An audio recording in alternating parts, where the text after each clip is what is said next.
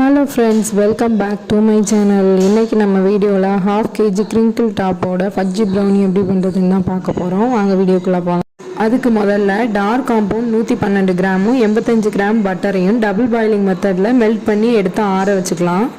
இப்போ இது கூடவே மைதா 71 கிராம்ஸும் அப்புறம் கொக்கோ பவுடர் 11 கிராம்ஸும் எடுத்து வச்சுக்கலாம். கூடவே 160 கிராம் சுகரையும் பவுடர் பண்ணி எடுத்து வச்சுக்கலாம்.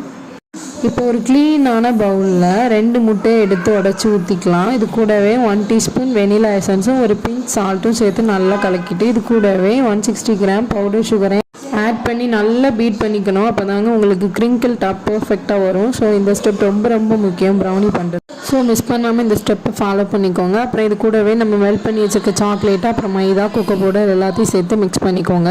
ஒரு ஸ்பேட்சில் வச்சு நல்லா மிக்ஸ் பண்ணிக்கோங்க. அவ்வளோதாங்க, நம்மளோட பேட்டர் சூப்பராக ரெடி ஆயிரும். இப்போ இது ஒரு டின்ல ட்ரான்ஸ்ஃபர் பண்ணிவிட்டு 175 டிகிரி செல்சியஸில் 35 to 40 மினிட்ஸ் பேக் பண்ணி எடுத்தோன்னா நம்மளோட சூப்பரான ஃபஜ்ஜி ப்ரௌனி ரெடி ஆயிடும். பாருங்கள் எவ்வளோ சூப்பராக வந்திருக்குன்னு, கிரிங்கிள் டாப் எவ்வளோ பர்ஃபெக்டாக இருக்குன்னு பாருங்கள். ஸோ நீங்களும் இதே மாதிரி ஃபாலோ பண்ணி செஞ்சு பார்த்துட்டு எப்படி வந்ததுன்னு கண்டிப்பாக கமெண்டில் ஷேர் பண்ணுங்கள். எக்லெஸ் ரெசிபி வேணும்னா கமெண்ட் பண்ணுங்கள், அப்கமிங் வீடியோவில் போஸ்ட் பண்ணுறேன்.